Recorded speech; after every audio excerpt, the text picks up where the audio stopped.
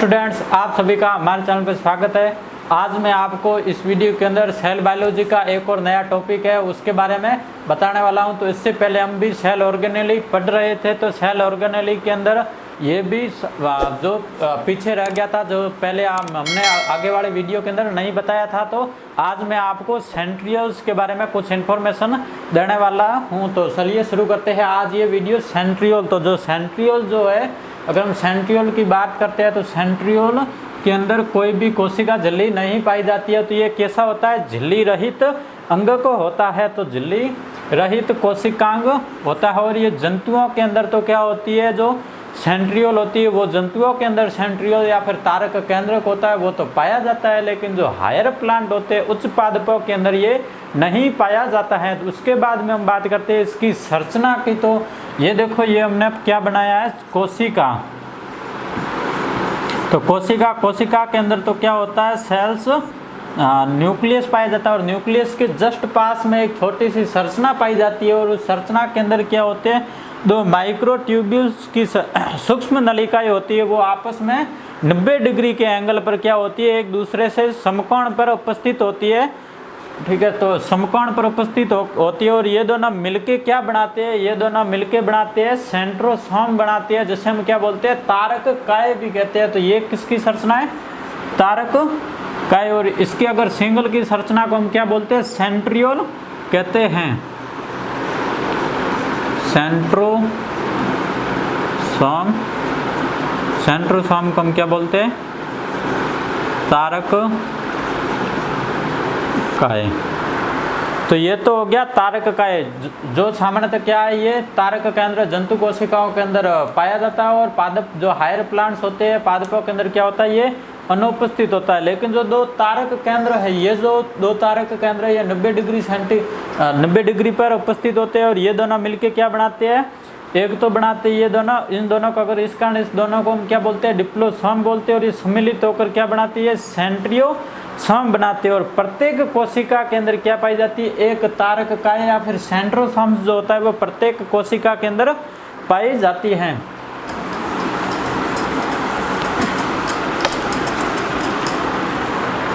तो ये तो हमने इसकी स्ट्रक्चर की बात की। और उसके बाद में ये क्या होता है, दो तारक केंद्र जो होती है सम्मिलित होकर तारक काय सेंट्रोसोम बनाते हैं। दो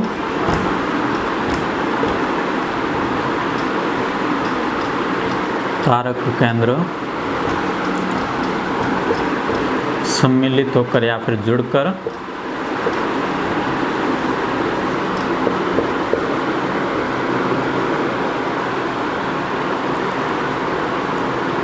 सेंट्रोसोम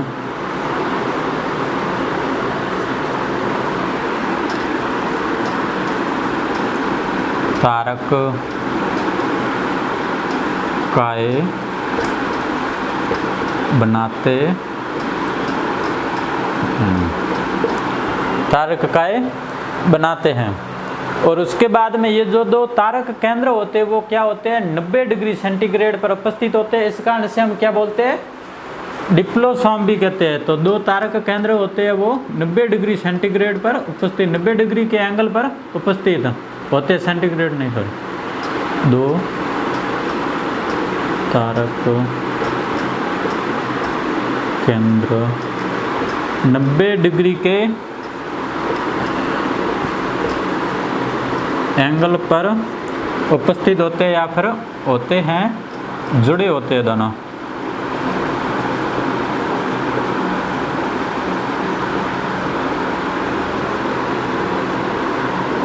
जिसे हम क्या बोलते हैं, जिसे डिप्लोसोम कहते हैं। क्या बोलते हैं, डिप्लोसोम।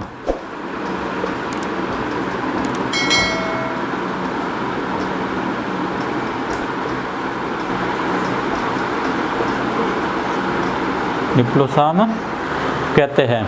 तो सेंट्रियोल्स के बारे में जो मैंने आपको बताया कि झिल्ली रहित कोशिकांग है, जो जंतुओं के अंदर पाए जाते हैं, पादपों के अंदर नहीं पाए जाते। और दो तारक केंद्र जो होते हैं वो सम्मिलित रूप से कि तारक का सेंट्रोसोम बनाते हैं। और सेंट्रोसोम जो होता है वो सेंट्रोसोम जो क्या करता है, ये एक कोशिका के अंदर एक होता है।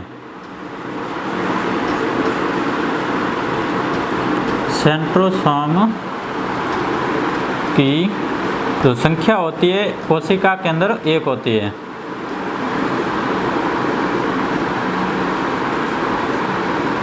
प्रत्येक सेल्स में एक होती हैं। और उसके बाद में हमने बात की थी, इसके अंदर एक शब्द आया था माइक्रोट्यूब्यूल्स। तो माइक्रोट्यूब्यूल्स जो होती है वो मिलके क्या बनाती है, तारक केंद्र को बनाती है। तो हम बात करते हैं हम आगे जो इसके बारे में, तारक केंद्र में सूक्ष्म नलिकाओं की संरचना के बारे में। तो तारक केंद्र के अंदर जो सूक्ष्म नलिकाएं होती है वो क्या करती है, तारक केंद्र का निर्माण करती है। तो उसकी संरचना कैसी होती है, उस संरचना के बारे में मैं आपको बताने वाला हूं। तो वो संरचना मैं आपको एक डायग्राम बना के समझाने वाला हूं। क्या टोटल होती है, वो होती है 9 होती है। और अंदर की तरफ अगर सूक्ष्म नलिकाओं की बात करें तो अंदर की तरफ के अंदर कोई भी सूक्ष्म नलिकाएं नहीं पाई जाती है। तो अंदर की तरफ के अंदर क्या पाया जाता है, अंदर की तरफ के अंदर प्रोटीन केंद्र होता है, जिसे हम क्या बोलते हैं, हब बोलते हैं, प्रोटीन केंद्र, हब। और ये जो क्या होती है, एक बैल का जो पहिया होता है, बैलगाड़ी के पहिए जैसी संरचना होती है, जिसे हम क्या बोलते हैं, रेडियल स्पेक्स भी बोलते हैं, रेडियल स्पेक्स। रेडियल स्पेक्स कहते हैं 9+0। तो बाहर की ओर सूक्ष्म नलिकाओं की संख्या कितनी हो जाती है, बाहर की ओर सूक्ष्म नलिकाओं की संख्या हो जाती है 9। और अंदर की ओर जो सूक्ष्म नलिकाएं कितनी होती है, वो 0 होती है। अंदर की तरफ में क्या पाया जाता है, प्रोटीन केंद्र पाया जाता है। तो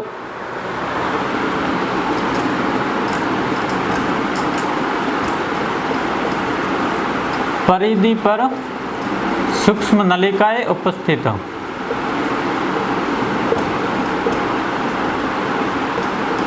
सूक्ष्म नलिकाएं जो परिधि होती है बाहर की साइड में, वहाँ पे तो सूक्ष्म नलिकाएं उपस्थित होती है। अंदर की तरफ में सूक्ष्म नलिकाएं नहीं होती है। सेंटर पर क्या होती है, सेंटर में एब्सेंट। तो सेंटर के अंदर कोई भी माइक्रोट्यूब्यूल्स नहीं पाई जाती है, सेंटर में नहीं होती है। और अब हम इस अगर संरचना की जो बात करेंगे तो, या फिर वो जो विन्यास जो होता है इसका जो, वो अगर इसकी बात करेंगे तो वो क्या होगा, 9। तो बाहर की ओर जो माइक्रोट्यूब्यूल्स है और अंदर की ओर कितनी है, 0 है। तो 9+0 क्या होगी, ये सूक्ष्म नलिकाएं। तो 9 तो कहाँ पे है, बाहर की ओर, जो सेंटर में क्या कितनी है, 0 है। सूक्ष्म नलिकाएं होती है, तो इनको क्या बोलते हैं, परिधीय सूक्ष्म नलिकाएं। बाहर वालों को परिधीय सूक्ष्म नलिकाएं कहते हैं। और परिधीय सूक्ष्म नलिकाएं कितनी उप इकाइयों की मिलकर बनी होती है, 3 उप इकाइयों की। इसके अंदर कितने बने हैं, ये अगर बात करें इसकी, तो ये 3 बने हैं। तो ये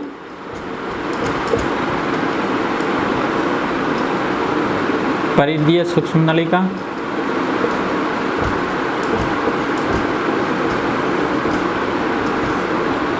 और इसकी क्या हो जाएगी, 3 तो क्या होती है, उप इकाई।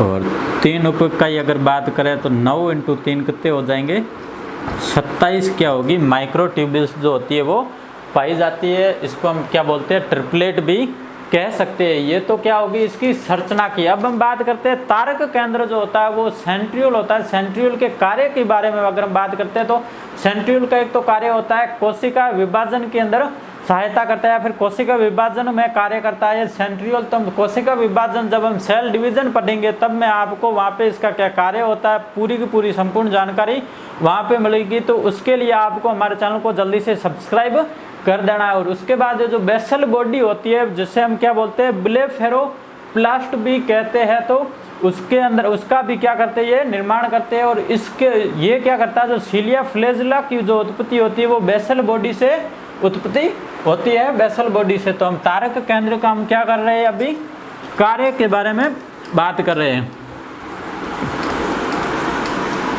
तो जो तारक केंद्र का जो कार्य है वो सिर्फ 2 ही कार्य है।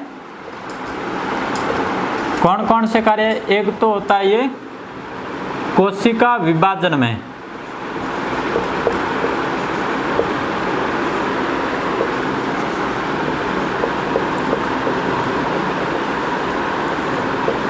एक तो क्या हो गया कोशिका विभाजन में, और दूसरा क्या होगा बेसल बॉडी, या फिर जैसे हम क्या बोलते हैं ब्लीफेरोप्लास्ट का निर्माण। तो बेसल बॉडी का क्या होगा निर्माण। और बेसल बॉडी जो क्या करती है, बेसल बॉडी से क्या होता है छिलिया और फ्लैजेला का निर्माण होता है।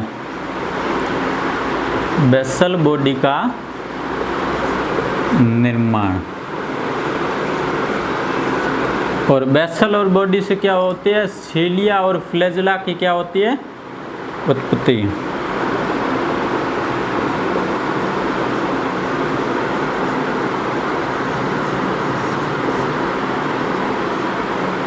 छिलिया और फ्लैजेला की उत्पत्ति। तो आई होप स्टूडेंट्स आप सभी को ये वाला टॉपिक जो था सेंट्रियोल वो आपको समझ में आ गया होगा। तो मैं उम्मीद करता हूँ ये वीडियो अच्छा होगा। और जो सेंट्रियोल जो होता है वो तारक केंद्र के बारे में हमने अभी क्या पढ़ा, इसके कार्य के बारे में बात की, इसकी संरचना जो माइक्रोट्यूब्यूल्स होती है, माइक्रोट्यूब्यूल्स की जो व्यवस्था होती है वो होती है 9+2 के अंदर। बाहर की ओर तो 9 जो होते हैं माइक्रोट्यूब्यूल्स पाए जाते हैं, लेकिन अंदर की तरफ नहीं पाए जाते हैं। तो अंदर की तरफ क्या होता है प्रोटीन उपस्थित होता है। तो फ्रेंड्स इसके बाद में अभी हमने बात की कि छिलिया और फ्लैजेला की क्या होती है उत्पत्ति होती है। तो छिलिया और फ्लैजेला के बारे में मैं आपको एक अलग से एक और नया वीडियो लेके आने वाला हूँ इसी चैनल पे। तो इसी वीडियो देखने के लिए हमारे चैनल को जल्दी से सब्सक्राइब कर ले। अगर आपके फ्रेंड सर्कल में कोई भी जो नीट की तैयारी कर रहा है या फिर साइंस में है क्लास 11th के अंदर आपके परिवार में या फिर आपके कोई रिलेटिव में, तो उस तक इस वीडियो को ज़रूर पहुँचाए। Thank you friends.